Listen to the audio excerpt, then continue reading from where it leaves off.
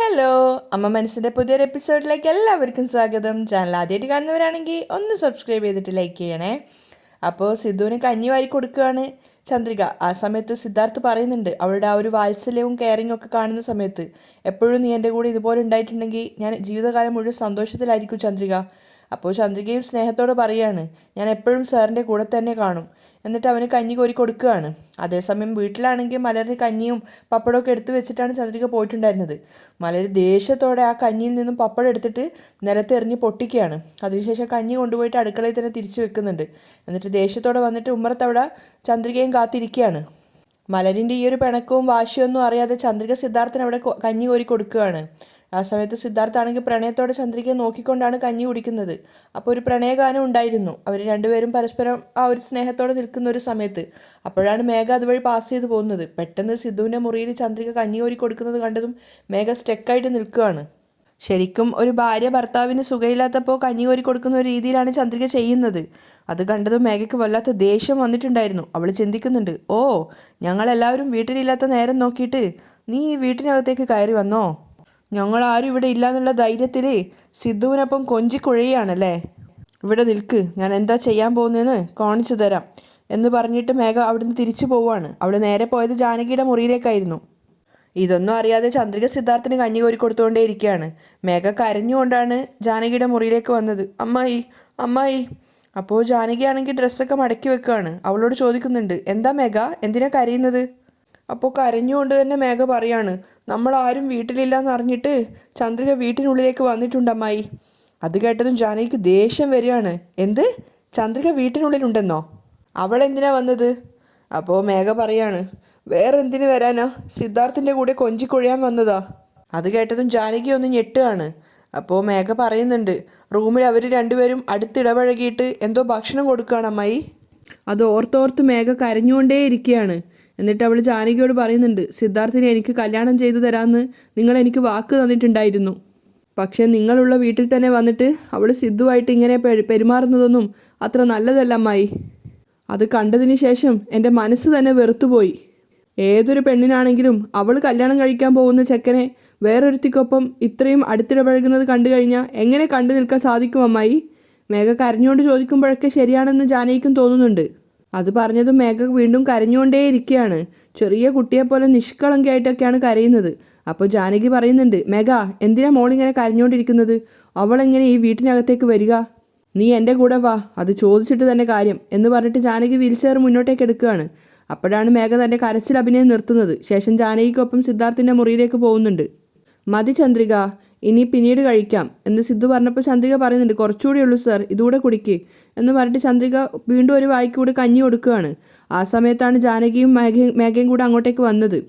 അപ്പോൾ ജാനകിയാണെങ്കിൽ ദേഷ്യത്തോടെ വിളിക്കുകയാണ്, ഏയ് ചന്ദ്രിക. ചന്ദ്രികയെ തിരിഞ്ഞിട്ട് നോക്കുകയാണ്. ജാനകി അവിടെ ഉണ്ടാവും എന്നുള്ളത് ചന്ദ്രിക പ്രതീക്ഷിച്ചിട്ടേ ഉണ്ടായിരുന്നില്ല. അതുപോലെ തന്നെ സിദ്ധുവും ചെറുതായിട്ടൊന്ന് പതറിയിട്ടുണ്ടായിരുന്നു. അപ്പോൾ ജാനകി രണ്ടുപേരെയും നോക്കുമ്പോൾ രണ്ടുപേരുടെയും മുഖത്തൊരു പേടിയും ഒരു ഭാവം ഉണ്ടായിരുന്നു, ആ ഒരു പതർച്ചയുടെ ഭാവം. അപ്പോൾ ജാനകി ചോദിക്കുന്നുണ്ട്, എന്താ, ഞങ്ങളെല്ലാവരും വീട്ടിലില്ലാത്ത നേരം നോക്കിയിട്ട് നീ വീട്ടിനകത്തേക്ക് കയറി വന്നതാണോ? ചന്ദ്രിക ഒന്നും പറയാതെ അവരോടുള്ള ആ ഒരു ബഹുമാനത്തോടെ തലതാഴ്ത്തി നിൽക്കുകയാണ്. അപ്പോൾ ജാനകി പറയുന്നുണ്ട്, തുറന്നിട്ട വീട്ടിനകത്ത് തെരുവ് നായ്ക്കൾ കയറും പോലെ വലിഞ്ഞു കയറി വന്നതാണോ? അത് കേട്ടതും ചന്ദ്രികയും സിദ്ധാർത്ഥവും ആകെ വല്ലാതെ ആവുകയാണ്. മേഘയ്ക്ക് മാത്രമാണ് സന്തോഷമായത്. അപ്പോൾ ജാനകി ചോദിക്കുന്നുണ്ട്, അല്ല, നിന്നോട് ഈ വീട്ടിനകത്തേക്ക് വരാൻ പാടില്ല എന്ന് ഞാൻ പറഞ്ഞതല്ലേ, പിന്നെ നീ എന്തിനാ വന്നത്? അപ്പോൾ ചന്ദ്രിക മുഴുവൻ ബഹുമാനത്തോടെ തന്നെ പറയുന്നുണ്ട്, അത് പിന്നെ സിദ്ധു സാറിന് സുഖമില്ലാത്തത് കൊണ്ട് കഞ്ഞി കൊടുക്കാമെന്ന് വിചാരിച്ച് വന്നതാണ്. സിദ്ധു അത് അംഗീകരിക്കുന്നുണ്ട്. അതെ അമ്മ. അപ്പോൾ ജാനകി ചോദിക്കുകയാണ്, അവന് സുഖമില്ലെങ്കിൽ ഞങ്ങളാരും എന്താ അവനെ നോക്കില്ലേ? നീ എന്തിനാ ഇങ്ങോട്ട് വരേണ്ട ആവശ്യം? നിന്നോട് അവനോട് സംസാരിക്കരുത്, അവനെ കാണരുതെന്ന് ഞാൻ പറഞ്ഞിട്ടുള്ളതല്ലേ? ചന്ദ്രിക ഒന്നും പറയാതെ തലതാഴ്ത്തി നിൽക്കുകയാണ്. സിദ്ധാർത്ഥിനും വല്ലാത്ത സങ്കടമാവുന്നുണ്ടായിരുന്നു അവളുടെ ആ ഒരു അവസ്ഥ കണ്ടിട്ട്. അപ്പോൾ ജാനകി ചോദിക്കുന്നുണ്ട്, എന്ത് ധൈര്യത്തിലാണ് നീ വീണ്ടും അകത്തേക്ക് വന്നത്? സിദ്ധാർത്ഥ് ചന്ദ്രികയുടെ വിഷമം കണ്ടിട്ട് അമ്മയോട് പറയുന്നുണ്ട്, അമ്മ, ഞാനാണ് അമ്മ ചന്ദ്രികയോട് എനിക്ക് വിശക്കുന്നു, കഞ്ഞി കൊണ്ട് തരുമോ എന്ന് ചോദിച്ചത്. ദയവ് ചെയ്ത് അവളെ വഴക്ക് പറയല്ലേ അമ്മ. മേഘ എല്ലാ പ്രശ്നങ്ങളും ഉണ്ടാക്കിയിട്ട് ഒന്നും അറിയാത്തതുപോലെ അവിടെ ദേഷ്യത്തിൽ നിൽക്കുകയാണ്. അപ്പോൾ ജാനകി പറയുന്നുണ്ട്, നീ വായ് പൂട്ട് സിദ്ധു, നീ അവൾക്ക് സപ്പോർട്ട് ചെയ്യാതെ. ഇവളെക്കുറിച്ച് എനിക്ക് നന്നായിട്ട് അറിയാം. ആളില്ലാത്ത നേരത്ത് വീട്ടിൽ വന്നിട്ട് നീയുമായിട്ട് അടുത്തിടപഴകിയിട്ട് നിന്നെ കല്യാണം കഴിക്കാൻ അവളുടെ പ്ലാന്. ചന്ദ്രികയെക്കുറിച്ച് വളരെ മോശമായിട്ട് കേവലമായിട്ടാണ് സംസാരിക്കുന്നത്. അപ്പോൾ അവളിങ്ങനെ തലതാഴ്ത്തിയിട്ട് സിദ്ധുവിനെ നോക്കുകയാണ്. സിദ്ധാർത്ഥിനും അത് കേട്ടപ്പോൾ വല്ലാത്ത വിഷമം തോന്നുന്നുണ്ടായിരുന്നു, ചന്ദ്രികയെക്കുറിച്ച് അങ്ങനെയൊക്കെ അമ്മ മോശമായിട്ട് സംസാരിക്കുന്നത് കേട്ടപ്പോൾ. അപ്പോൾ ജാനകി പറയുന്നുണ്ട്, അവളുടെ ഈ ഐഡിയ ഒന്നും എനിക്ക് മനസ്സിലാവില്ലെന്ന് അവൾ കരുതിയത്. മേഘയും പുച്ഛത്തോടെ ചിരിക്കുകയാണ്. അപ്പോൾ ജാനകി സിദ്ധുവിനോട് പറയുന്നുണ്ട്, ഇവളെ പോലെ പേര് കേട്ട ഒരുപാട് പെണ്ണുങ്ങളെ ഞാൻ കണ്ടിട്ടുണ്ടെടാ. ചന്ദ്രികയെക്കുറിച്ച് അത്രയും മോശമായിട്ട് സംസാരിച്ചപ്പോഴേക്കും അവസാനം ചന്ദ്രിക തന്നെ പറയാണ്, അമ്മായി കുറച്ച് മര്യാദയോടുകൂടി സംസാരിക്കൂ. ചന്ദ്രിക തിരിച്ചു പറയുന്നത് കേട്ടപ്പോൾ ജാനകി ഒന്ന് ഞെട്ടിയിട്ടുണ്ടായിരുന്നു. അപ്പോൾ ചന്ദ്രിക പറയുന്നുണ്ട്, എല്ലാത്തിനും ഒരു ലിമിറ്റുണ്ട്. ജാനകി പൊട്ടിത്തെറിച്ചുകൊണ്ട് ചോദിക്കുകയാണ്, എന്താടി എൻ്റെ വീട്ടിനകത്ത് വന്നിട്ട് എന്നോട് എതിർത്ത് സംസാരിക്കുന്നോ? ചന്ദ്രിക ഒന്നും പറയാതെ സിദ്ധാർത്ഥിനെ നോക്കുകയാണ്. ആ നേരം കൊണ്ട് തന്നെ ജാനകി ചന്ദ്രികയുടെ കയ്യിലുണ്ടായിരുന്ന കഞ്ഞിപ്പാത്രം തട്ടി തൂവി തെറിപ്പിക്കുകയാണ്. അപ്പോൾ കഞ്ഞിയൊക്കെ ചന്ദ്രികയുടെ മുഖത്തും കഴുത്തിലും ഒക്കെ ആയിട്ടുണ്ടായിരുന്നു. ഒട്ടും പ്രതീക്ഷിക്കാതെ സംഭവിച്ചതുകൊണ്ട് ചന്ദ്രികയും സിദ്ധാർത്ഥും നന്നായിട്ട് പതറിയിട്ടുണ്ടായിരുന്നു. സിദ്ധു അമ്മ എന്ന് വിളിക്കുമ്പോഴേക്കും അത് ചെയ്തു കഴിഞ്ഞിട്ടുണ്ടായിരുന്നു. ചന്ദ്രികയെ കൊല്ലാനുള്ള ദേഷ്യത്തിലാണ് ജാനകി നിൽക്കുന്നത്. അതൊക്കെ കണ്ട് മേഘ പുഞ്ചിരിച്ചുകൊണ്ട് നിൽക്കുകയാണ്. സിദ്ധു ചാടി എഴുന്നേറ്റിട്ട് ചോദിക്കുന്നുണ്ട്, എന്താ അമ്മ, എന്താ ഈ ചെയ്തത്? എന്താ അമ്മ നിങ്ങളുടെ മനസ്സിൽ വിചാരിച്ചു വെച്ചിരിക്കുന്നത്? എനിക്ക് സുഖയില്ലാന്ന് പറഞ്ഞു കേട്ടപ്പോൾ കഞ്ഞി ഉണ്ടാക്കി തന്നത് വലിയ തെറ്റായിട്ടാണോ നിങ്ങൾ നിങ്ങളുടെ മനസ്സ് കാണുന്നത്? അങ്ങനെയുള്ള അവളെ പോയി ഇങ്ങനെ നാണം കെടുത്താൻ പാടുണ്ടായിരുന്നോ? ചന്ദ്രികയുടെ ദേഹത്തൊക്കെ കഞ്ഞിയായിട്ടുണ്ടായിരുന്നു. സിദ്ധു ആദ്യമായിട്ടാണ് അമ്മയുടെ അടുത്ത് അത്രയും മോശമായിട്ട് സംസാരിക്കുന്നത്. കാരണം അത്രത്തോളം അവൻ ക്ഷമിച്ചിട്ടുണ്ടായിരുന്നു. ആ ഒരു സമയത്ത് സിദ്ധാർത്ഥ അമ്മയോട് പൊട്ടിത്തെറിക്കുകയാണ്, അമ്മ നിങ്ങളും ഒരു പെണ്ണല്ലേ അമ്മ, എങ്ങനെയാണ് ഒരു പെണ്ണിൻ്റെ അടുത്ത് ഇത്രയും മോശമായിട്ട് ഇങ്ങനെ സംസാരിക്കാനും പെരുമാറാനും സാധിക്കുന്നത്? സിദ്ധു അത്രയും റൂഡായിട്ട് പെരുമാറുന്ന കേട്ടപ്പോൾ ജാനകിക്ക് തന്നെ അതിശയമായിട്ട് തോന്നുകയാണ്. ആ അവസരവും മേഘ മുതലാക്കുന്നുണ്ട്. എന്താ സിദ്ധാർത്ഥ്, ചന്ദ്രികയ്ക്ക് വേണ്ടിയിട്ട് അമ്മയുടെ അടുത്ത് എതിർത്ത് സംസാരിക്കാനൊക്കെ ആയോ? അപ്പോൾ ചന്ദ്രികയും സിദ്ധാർത്ഥും മേഘയെ നോക്കുകയാണ്. അപ്പോൾ സിദ്ധുവിനോട് മേഘ ചോദിക്കുന്നുണ്ട്, വീട്ടിൽ ആളില്ലാത്ത നേരം നോക്കിയിട്ട് അവൾ എന്തിനാ ഇങ്ങോട്ടേക്ക് വന്നത്? അമ്മായിയുടെ വാക്കിന് വില വെക്കുന്ന ഒരുത്തിയായിരുന്നെങ്കിൽ അവൾ ഇവിടെ വരാൻ പാടില്ലായിരുന്നു. ഇനി അത് അനുസരിക്കാതെയാണ് അവൾ വന്നതെങ്കിൽ തീർച്ചയായിട്ടും അവളുടെ മനസ്സിൽ അവളൊരു വൃത്തിയായിട്ടൊരു ചിന്തയും വെച്ചിട്ട് തന്നെയാണ് വന്നിട്ടുള്ളത്. മേഘ തന്നെക്കുറിച്ച് അത്രയും മോശമായി സംസാരിക്കുന്നത് കേട്ടപ്പോൾ ചന്ദ്രിക തന്നെ ഷോക്കായിട്ടുണ്ട്. സിദ്ധുവിന് നല്ല ദേഷ്യം വരുന്നുണ്ടായിരുന്നു. അപ്പോൾ മേഘ പറയുന്നുണ്ട്, ഒരാണ് തനിച്ചുള്ള ഒരു വീട്ടിൽ ഒരു റൂമിൽ എന്ത് ധൈര്യത്തിൽ അവൾ കയറി വന്നത്? ഇതിൽ നിന്ന് തന്നെ മനസ്സിലാവുന്നില്ലേ അവൾ എങ്ങനെയുള്ള സ്വഭാവക്കാരിയാണെന്ന്? ചന്ദ്രികയെ മാക്സിമം അപമാനിച്ചുകൊണ്ടാണ് മേഘ സംസാരിച്ചത്. ചന്ദ്രിക ഒരു അക്ഷരം പോലും മിണ്ടാതെ കേട്ട് നിൽക്കുകയാണ് കണ്ണീരോടെ. അപ്പോൾ സിദ്ധാർത്ഥ് ഇടപെടുന്നുണ്ട്. സിദ്ധാർത്ഥ് പറയാണ്, ഞാനും കുറേ നേരമായി കേട്ട് നിൽക്കുന്നു, വായി തോന്നിയതൊക്കെ വിളിച്ചു പറയാണോ എന്ന് ചോദിച്ചിട്ട് മേഘയുടെ ചെകിട്ടത്ത് നോക്കി ഒന്ന് പൊട്ടിച്ചു കൊടുക്കുകയാണ്.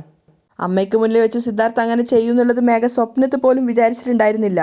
ജാനകിയും അങ്ങനെ തന്നെ. കാരണം സിദ്ധാർത്ഥ് അങ്ങനെ ഒരു ബഹുമാനത്തോടെ നിൽക്കുന്ന ഒരു ക്യാരക്ടറായിരുന്നു. അപ്പോൾ സിദ്ധു രണ്ടുപേരോടായിട്ട് പറയുന്നുണ്ട്, മര്യാദ എങ്കിൽ മര്യാദ, ഇനി ചന്ദ്രികയെ പറ്റി ഇതുപോലെ മോശമായിട്ട് സംസാരിക്കുകയാണെങ്കിൽ നിന്റെ നാവ് അറുത്ത് ഞാൻ മാറ്റും. സിദ്ധു തല്ലിയ കവിളിൽ കൈവച്ചിട്ട് മേഘ അതിശയത്തോടെയും ദേഷ്യത്തോടെ അവനെ നോക്കുകയാണ്. അപ്പോൾ സിദ്ധാർത്ഥും ദേഷ്യത്തിലാണുള്ളത്. അവൻ മേഘയോട് പറയുന്നുണ്ട്, ചന്ദ്രിക തീയാടി, നീ അവളുടെ അടുത്തുകൂടെ പോയി കഴിഞ്ഞാൽ ആ തീ നിന്നെ ചുട്ടു പൊള്ളിക്കും. അത്രേ ആയപ്പോഴേക്കും ജാനകി ഇടപെടുകയാണ്. എന്താ സിദ്ധു നീ ചെയ്തത്? എൻ്റെ മുന്നിൽ വെച്ചിട്ട് മേഘയെ കൈനീട്ടി അടിക്കുകയാണോ? എന്താ നീ നിൻ്റെ മനസ്സിൽ വിചാരിച്ചു വെച്ചിരിക്കുന്നത്? ദേഷ്യത്തോടെ ജാനകി ചോദിക്കുന്നത് കേട്ടപ്പോൾ മേഘയ്ക്ക് സമാധാനമായി. പക്ഷെ സിദ്ധാർത്ഥ് അപ്പോൾ പറയുന്നുണ്ട്, അമ്മ നിങ്ങൾക്ക് എന്ന് പറഞ്ഞ് എൻ്റെ മനസ്സിലൊരു സ്ഥാനമുണ്ട്. അതിര് കടന്ന് അതിനെ താണ്ടി വരരുത്. അതാണ് നിങ്ങൾക്കും നല്ലത്, എനിക്കും നല്ലത്. സിദ്ധാർത്ഥ് ചന്ദ്രികയ്ക്ക് വേണ്ടിയിട്ട് തന്നോട് അത്രയും തട്ടിക്കയറി സംസാരിച്ച് കേട്ടപ്പോൾ ജാനകി തന്നെ അത്ഭുതപ്പെട്ടു പോവുകയാണ്. ആ ദേഷ്യത്തോടെയാണ് അവർ ചന്ദ്രികയെ നോക്കുന്നത്. അപ്പോൾ ചന്ദ്രികയാണെങ്കിൽ സിദ്ധു സാർ തനിക്ക് വേണ്ടിയിട്ടാണല്ലോ അമ്മയോട് വരെ ഇങ്ങനെ സംസാരിച്ചെന്നുള്ള അതിശയത്തോടെയാണ് സിദ്ധുവിനെ നോക്കുന്നത്. അപ്പോൾ സിദ്ധു അമ്മയോട് പറയുന്നുണ്ട്, നിങ്ങൾ ഇത്രയധികം ചന്ദ്രികയെക്കുറിച്ച് മോശമായി സംസാരിച്ചിട്ടും ഒരു പ്രാവശ്യം പോലും നിങ്ങൾ അവൾ വിട്ടുകൊടുത്തിട്ടില്ല. അറിയോ നിങ്ങൾക്കത്? അതെന്തുകൊണ്ടാണെന്ന് നിങ്ങൾക്കറിയോ? അത്രത്തോളം അവൾ നിങ്ങളുടെ മേൽ സ്നേഹവും ബഹുമാനവും വെച്ചിട്ടുണ്ട്. അതുകൊണ്ടാണ്. അത് കേട്ട സമയത്ത് ചന്ദ്രിക കരഞ്ഞുകൊണ്ട് തലതാഴ്ത്തുകയാണ്. തിരിച്ച് നിങ്ങൾക്ക് അവളോട് സ്നേഹവും ഇഷ്ടവും ഒന്നും തോന്നുന്നില്ലെങ്കിലും കുഴപ്പമില്ല. പക്ഷെ അവളെക്കുറിച്ച് ഇതുപോലെ മോശമായി കേവലമായി ഇനി മേലിൽ സംസാരിക്കാൻ പാടില്ല. അത് കേട്ടത് ജാനകി എന്നെ ദേഷ്യത്തോടെ സിദ്ധുവിനെ നോക്കുകയാണ്. ചന്ദ്രികയ്ക്കും മേഘയ്ക്കും മുന്നിൽ വെച്ചിട്ടാണ് സിദ്ധു തന്നെ അപമാനിക്കുന്നത്. പക്ഷേ ജാനകിയോട് തന്നെ സിദ്ധു അങ്ങനെ തിരിച്ചു പറഞ്ഞു കേട്ടതും മേഘയുടെ എല്ലാ പ്രതീക്ഷയും പോവുകയാണ്. ഇതൊക്കെ കേട്ടുകൊണ്ട് കരഞ്ഞുകൊണ്ട് നിൽക്കുകയാണ് ചന്ദ്രിക. അതിനുശേഷം സിദ്ധു വേറൊരു യാഥാർത്ഥ്യം കൂടി അവർക്ക് പറഞ്ഞു കൊടുക്കുകയാണ്. നിങ്ങളെല്ലാവരും ചന്ദ്രികയോട് ഈ വീടിനകത്തേക്ക് വരരുതെന്ന് പറഞ്ഞിട്ടുണ്ടായിരുന്നല്ലോ. പക്ഷെ ഒരു കാര്യം നിങ്ങൾ അറിയണം, ഈ വീട് ചന്ദ്രികയുടേതാണ്. സിദ്ധാർത്ഥ് പറഞ്ഞ ആ ഒരു പച്ചയായ സത്യം കേട്ടതും ജാനകിയും മേഘയും ഷോക്കായിട്ട് സിദ്ധുവിനെ നോക്കുന്നുണ്ട്. അവർക്ക് എത്ര തന്നെ അറിയാണെങ്കിലും അവർ വിശ്വസിക്കാൻ കൂട്ടാക്കാത്തൊരു സത്യമായിരുന്നു അത്. അപ്പോൾ സിദ്ധു അവരോട് പറയുന്നുണ്ട്, അതാദ്യം മനസ്സിലാക്കി വെച്ചോ. അവളുടെ അച്ഛൻ കഷ്ടപ്പെട്ട് അധ്വാനിച്ച് സമ്പാദിച്ച വീടാണിത്. ആ വീട്ടിൽ അധികപ്പറ്റായിട്ട് നിങ്ങൾ രണ്ടുപേരും നിൽക്കുന്നത് പോരാഞ്ഞ് ചന്ദ്രികയോട് വരരുത് എന്ന് പറയുന്നതും എല്ലാ അവകാശവും നിങ്ങൾക്ക് രണ്ടുപേർക്കുമാണെന്ന് കരുതിയിട്ട് നിങ്ങൾ അവകാശങ്ങളൊക്കെ ഏറ്റെടുത്തിട്ട് അവളെ അപമാനിക്കുകയും ചെയ്യാണോ? ജാനകിയും മേഘയും അപമാന ഭാരത്തോടെയാണ് നിൽക്കുന്നത്. കാരണം അവർക്കും അറിയാവുന്ന ഒരു യാഥാർത്ഥ്യമാണത്. അപ്പോൾ സിദ്ധു ചോദിക്കുന്നുണ്ട്, രണ്ടുപേർക്കും മനസാക്ഷി എന്ന് പറഞ്ഞൊരു സാധനം ഇല്ലേ? ചന്ദ്രിക കരഞ്ഞുകൊണ്ടേ ഇരിക്കുകയാണ്. അപ്പോൾ സിദ്ധു അമ്മയോട് ചോദിക്കുന്നുണ്ട്, അല്ല അമ്മ, മേഘ അങ്കിളുടെ സ്വത്തുക്കൾ മോഷ്ടിച്ചതൊന്നും നിങ്ങളുടെ കണ്ണിൽ തെറ്റായിട്ട് തോന്നുന്നില്ല. ചന്ദ്രിക എന്നെ കാണാൻ വന്നത് മാത്രമാണ് നിങ്ങൾക്ക് വലിയ തെറ്റായിട്ട് തോന്നുന്നത് അല്ലേ? ജാനകി വല്ലാതെ അപമാനത്തോടെയാണ് ഇരിക്കുന്നത്. അപ്പോൾ സിദ്ധു പറയാണ്, അമ്മ, മേഘ ചെയ്തതൊക്കെ നിങ്ങൾക്ക് ശരിയാണെങ്കിൽ ചന്ദ്രിക ചെയ്തതൊക്കെ എനിക്കും ശരിയാണ്. ജാനകിയും മേഘയും സിദ്ധുവിന് ഒരു അക്ഷരം പോലും തിരിച്ചു പറയാതെ അവ പറയുന്നതൊക്കെ കേട്ട് നിൽക്കുകയാണ്. സിദ്ധു ആണെങ്കിൽ പൊട്ടിത്തെറിക്കുന്ന ദേഷ്യത്തിലാണുള്ളത്. കരഞ്ഞുകൊണ്ടിരിക്കുന്ന ചന്ദ്രികയോട് സിദ്ധു പറയുന്നുണ്ട്, ചന്ദ്രിക, ഈ വീട്ടിലേക്ക് വരരുതെന്ന് പറയാൻ ഇവർക്കാർക്കും ഒരു അവകാശവും ഇല്ല. നിനക്ക് എപ്പോൾ വേണമെങ്കിലും ഈ വീട്ടിലേക്ക് വരാം. കാരണം ഇത് നിന്റെ വീടാണ്. ചന്ദ്രികയുടെ മുഖത്ത് നോക്കിയിട്ട് സിദ്ധു അത് പറയുന്നത് കേട്ടതും ജാനകി ഷോക്കായിട്ട് നിൽക്കുകയാണ്. അതേ അവസ്ഥയിൽ തന്നെയാണ് മേഘയും ഉണ്ടായിരുന്നത്.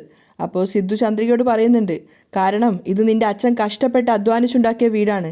നിനക്കും നിന്റെ അച്ഛനും അമ്മയ്ക്കുള്ള അവകാശം ഇവിടെയുള്ള മറ്റാർക്കും ഇല്ല. നിനക്ക് എപ്പോൾ വേണമെങ്കിലും ഇങ്ങോട്ടേക്ക് വരാം, പോകാം. സിദ്ധു ചന്ദ്രികയോട് അത്രയും ധൈര്യത്തോടെ പറയുന്നത് കേട്ടതും ജാനകി വല്ലാത്ത ഷോക്കായിട്ടാണ് നിൽക്കുന്നത്. അതുപോലെ തന്നെ മേഘയും വിചാരിച്ചിട്ടുണ്ടായിരുന്നു സിദ്ധു ഇങ്ങനെയൊന്നും പറയുന്ന അവൾ പ്രതീക്ഷിച്ചിട്ടേ ഉണ്ടായിരുന്നില്ല. അതിനുശേഷം സിദ്ധാർത്ഥ് ദേഷ്യത്തോടെ മേഘയോട് പറയാണ്, ഇങ്ങോട്ട് നോക്ക് മേഘ, എൻ്റെ അമ്മയെ നീ നിൻ്റെ കസ്റ്റഡിയിലാക്കിയിട്ട് ചന്ദ്രികയെ എന്നിൽ നിന്നും പിരിക്കാന്ന് നീ ഒരിക്കലും വിചാരിക്കണ്ട. ഒരു കാലത്തും അത് നടക്കില്ല. അമ്മയ്ക്ക് മുന്നിൽ വെച്ചുകൊണ്ട് തന്നെ മേഘയോട് സിദ്ധാർത്ഥ് വെല്ലുവിളിച്ചുകൊണ്ട് പറയാണ്, എൻ്റെ അമ്മ ചന്ദ്രികയെ സ്വീകരിച്ചില്ലെങ്കിലും ഒരു കാലത്തും ചന്ദ്രികയല്ലാതെ മറ്റാരെയും ഞാൻ സ്വീകരിക്കില്ല എൻ്റെ ജീവിതത്തിലേക്ക്. സിദ്ധാർത്ഥിൻ്റെ ആ ഒരു വീരം നിറഞ്ഞ ശബ്ദം കേട്ടപ്പോൾ ചന്ദ്രിക അടക്കം എല്ലാവരും അവനെ തന്നെ നോക്കി നിൽക്കുകയാണ്. ചന്ദ്രിക നോക്കിയത് പ്രണയത്തോടെയും ആരാധനയോടെയായിരുന്നു. പക്ഷേ ബാക്കി രണ്ടുപേരും സിദ്ധാർത്ഥിന് അത്രയും ദേഷ്യമുള്ളത് ആദ്യമായിട്ട് കാണുകയാണ്. അപ്പോൾ സിദ്ധാർത്ഥ അമ്മയോടും മേഘയോടായിട്ട് പറയുന്നുണ്ട്, ജീവിതകാലം മുഴുവൻ ഞാൻ അവൾക്ക് വേണ്ടി കാത്തിരിക്കും. അല്ലാതെ എൻ്റെ അമ്മ പറയുന്നത് കേട്ടിട്ട് നിന്നെ കല്യാണം കഴിക്കുന്നു നീ സ്വപ്നത്തിൽ പോലും വിചാരിക്കണ്ട. ഇറങ്ങി പോടി എന്ന് പറഞ്ഞതും മേഘ ജാനകിയെയും കൂട്ടിക്കൊണ്ട് അവിടുന്ന് പോവുകയാണ്. ജാനകിയും മേഘയും കൊല്ലാനുള്ള ദേഷ്യത്തോടെ ചന്ദ്രികയെ നോക്കിക്കൊണ്ടാണ് അവിടുന്ന് പോകുന്നത്. അതിനുശേഷം സിദ്ധാർത്ഥ് ചന്ദ്രികയെ സമാധാനിപ്പിക്കാൻ ശ്രമിച്ചെങ്കിലും അതിന് നിൽക്കാതെ കരഞ്ഞുകൊണ്ട് ചന്ദ്രിക അവിടുന്ന് പോവുകയാണ്. രാത്രിയായപ്പോൾ ചന്ദ്രിക അവളുടെ വീട്ടിൽ ഭക്ഷണം കഴിച്ച പാത്രമൊക്കെ കഴുകിക്കൊണ്ടിരിക്കുമ്പോഴാണ് സിദ്ധാർത്ഥ് അങ്ങോട്ടേക്ക് വരുന്നത്. പനിക്കുന്നത് കൊണ്ട് തന്നെ അവൻ മൂടി പൊതിച്ചിട്ടാണ് വന്നത്. ചന്ദ്രിക സിദ്ധാർത്ഥിനെ കാണുന്നുണ്ടായിരുന്നില്ല. അവൻ ചുമച്ച ശബ്ദം കേട്ടിട്ടാണ് ചന്ദ്രിക തിരിഞ്ഞു നോക്കുന്നത്. അപ്പോൾ ചന്ദ്രിക ചോദിക്കുന്നുണ്ട്, സാർ ഇനി ഉറങ്ങിയില്ലേ? എനിക്ക് ഉറക്കം വരുന്നില്ല ചന്ദ്രിക. അമ്മ നിന്നെ വഴക്ക് പറഞ്ഞത് തന്നെയാണ് എൻ്റെ മനസ്സിൽ വരുന്നത്. അമ്മയ്ക്ക് വേണ്ടി മാപ്പ് പറയാനാണ് ഞാൻ വന്നത്. ഇതിന് വേണ്ടിയിട്ടാണ് സാർ ഈ സമയത്ത് സാറ് വന്നത്? പോയി മരുന്ന് കഴിച്ച് ഉറങ്ങ് സാർ. നോക്ക്, നല്ല തണുപ്പുണ്ട് പുറത്ത്. ഈ തണുപ്പിൽ നിന്ന സാറിൻ്റെ പനി ഇനിയും കൂടത്തേ ഉള്ളൂ. പൊയ്ക്കോ സാർ വീട്ടിൽ. അപ്പോൾ സിദ്ധാർത്ഥ് പറയാണ്, ശരി ചന്ദ്രിക, എൻ്റെ മാപ്പ് സ്വീകരിച്ചു എന്ന് ഒരു വാക്ക് പറയാമോ? ശേഷം ഞാൻ വീട്ടിലേക്ക് പോയിക്കോളാം. ചന്ദ്രിക പറയുന്നുണ്ട്, ജാനകി അമ്മായി, നിങ്ങൾക്ക് മാത്രമല്ല അമ്മ, എനിക്കും വേറൊരു അമ്മ തന്നെയാണ്. എന്നെ അടിക്കാനും വഴക്ക് പറയാനും കുറ്റപ്പെടുത്താനും എല്ലാ അവകാശവും അവർക്കുണ്ട്. അവരെന്നെ എങ്ങനെ വേണമെങ്കിലും കണ്ടോട്ടെ സർ, അതിനുള്ള എല്ലാ അവകാശവും അവർക്കുണ്ട്. അല്ല ചന്ദ്രിക, നീ വലിയ വലിയ കാര്യങ്ങളാണ് സംസാരിക്കുന്നത്. നിന്റെ സ്ഥാനത്ത് മറ്റാരാണെങ്കിലും എൻ്റെ അമ്മയുടെ പെരുമാറ്റത്തിൽ ഇങ്ങനെ ആയിരിക്കില്ല തിരിച്ചു പെരുമാറുക. അങ്ങനെയൊക്കെ അമ്മ പറഞ്ഞിട്ടും നിനക്ക് യാതൊരു വിഷമവും ഇല്ലേ? എനിക്ക് വിഷമമുണ്ടായിരുന്നു, പക്ഷെ എൻ്റെ അമ്മായിയല്ലേ അങ്ങനെയൊക്കെ പറഞ്ഞത് സർ. അതൊന്നും എനിക്ക് കുഴപ്പമില്ല.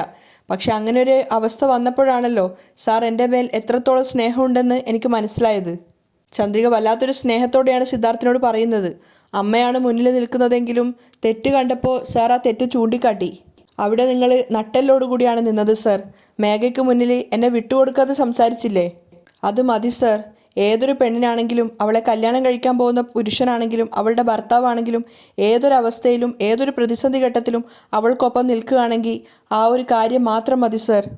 സാറിൻ്റെ അമ്മയും മേഘയും എന്നെ ഒരുപാട് വേദനിപ്പിച്ചെങ്കിലും അവർക്കൊക്കെ മറുപടിയായിട്ട് സാറ് കൊടുത്തിരിക്കുന്ന ആ ഒരു മറുപടി കേട്ടപ്പോൾ ആ എല്ലാ വേദനകൾക്കുള്ള മരുന്നായിട്ടാണ് എനിക്കത് തോന്നിയത് സർ. സാർ എന്നെ വിട്ടുകൊടുക്കാതെ സംസാരിച്ചത് എനിക്ക് ഒരുപാട് സന്തോഷമായി സർ. ചന്ദ്രിക ഹൃദയത്തിൽ തട്ടിയാണ് ഓരോ വാക്കും പറയുന്നത്. സിദ്ധാർത്ഥിൻ്റെ പ്രണയം അവൾ മുഴുവനായിട്ട് അംഗീകരിക്കുന്നുണ്ടായിരുന്നു. ഒരു ദിവസം നിന്റെ ഈ സത്യസന്ധമായ സ്നേഹം എൻ്റെ അമ്മയും മനസ്സിലാക്കും ചന്ദ്രിക. തീർച്ചയായിട്ടും അത് എത്രയും പെട്ടെന്നുണ്ടാവും. ഒരുപാട് നേരം ആ തണുപ്പിൽ നിൽക്കണ്ടെന്ന് പറഞ്ഞിട്ട് സിദ്ധാർത്ഥിനെ ചന്ദ്രിക പറഞ്ഞു വിടുകയാണ്. പ്രണയത്തോടെ ചന്ദ്രികയെ നോക്കിക്കൊണ്ടാണ് സിദ്ധു പോകുന്നത്. പിറ്റേന്ന് നേരം വെളുത്തപ്പോൾ മേഘ വാസുദേവനുള്ള ചായയായിട്ട് പോവാണ്. അപ്പോൾ വാസുദേവൻ പുകഴ്ത്തുന്നുണ്ട്, അയ്യോ, ഞാൻ ഇപ്പോൾ വിചാരിച്ചേ ഉള്ളൂ ഒരു ചായ കുടിക്കണമെന്ന്, അപ്പോഴേക്കും കൊണ്ടുവന്നല്ലോ. എൻ്റെ മനസ്സ് മോള് നന്നായിട്ട് മനസ്സിലാക്കിയിട്ടുണ്ട്. മോളെ എൻ്റെ മകനെ കല്യാണം കഴിച്ചാൽ സിദ്ധുവിന് മാത്രമല്ല ഞങ്ങൾക്കും അത് ഒത്തിരി സഹായമാവും. മേഘ സന്തോഷത്തോടെ ചായ കൊടുത്തപ്പോൾ വാസുദേവൻ വീണ്ടും പുകഴ്ത്തുന്നുണ്ട്, ചായ അടിപൊളിയാണെന്നൊക്കെ പറഞ്ഞിട്ട്. നന്ദി പറഞ്ഞതിന് ശേഷം മേഘ അവിടെ ഇരുന്നിട്ട് വാസുദേവനോട് ഒരു കാര്യം ചോദിക്കാനുണ്ടെന്ന് പറയാണ്. പേഴ്സണലായ ഒരു കാര്യം സംസാരിക്കാനാണ്, എപ്പോഴാണ് ഫ്രീ ആവുക? അപ്പോൾ വാസുദേവൻ ചിരിച്ചുകൊണ്ട് പറയാണ്, എനിക്കെന്താ തിരക്ക്, ഞാൻ ഇപ്പം തന്നെ ഫ്രീ ആണ്, ഇപ്പം തന്നെ പറഞ്ഞോളൂ. വാസുദേവൻ ഒട്ടും പ്രതീക്ഷിക്കാത്തൊരു കാര്യമാണ് മേഘ ചോദിച്ചത്. എത്ര വർഷമായിട്ട് ജ്യോതിയെ അറിയാമെന്ന്. പെട്ടെന്ന് അത് കേട്ടപ്പോൾ വാസുദേവൻ ഒന്ന് പരിങ്ങുകയാണ്. അയാൾ ചോദിക്കുന്നുണ്ട്, എന്താ മേഘ പെട്ടെന്ന് അങ്ങനെ ചോദിച്ചത്?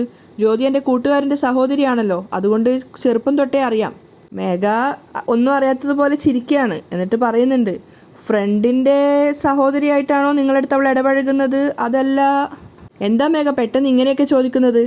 ഏയ് പതറുകയൊന്നും വേണ്ട അങ്കിൾ, എനിക്ക് എല്ലാ കാര്യവും അറിയാം. മേഘയുടെ സംസാരം കേട്ടതും വാസുദേവൻ ഷോക്കായിട്ട് മേഘയെ നോക്കുകയാണ്. അപ്പോൾ മേഘ ഓരോന്ന് എണ്ണി എണ്ണി പറയുന്നുണ്ട്. നിങ്ങൾ ജ്യോതിക്ക് വീട് വാങ്ങിക്കൊടുത്തത്, കാറ് വാങ്ങിക്കൊടുത്തത്, നിങ്ങൾ രഹസ്യമായിട്ട് ജ്യോതിയെ ക്ഷേത്രത്തിൽ വെച്ച് താലി കെട്ടിയത് എല്ലാം എനിക്കറിയാം അങ്കിൾ. ഇതൊക്കെ നിനക്കെങ്ങനെയാണ് മോളെ അറിയുക? ഞാൻ നിങ്ങൾക്ക് പിന്നാലെ ഉണ്ട്. എനിക്ക് മാത്രമല്ല, സിദ്ധാർത്ഥിനും ചന്ദ്രികയ്ക്കും ഒക്കെ ഇതറിയാം.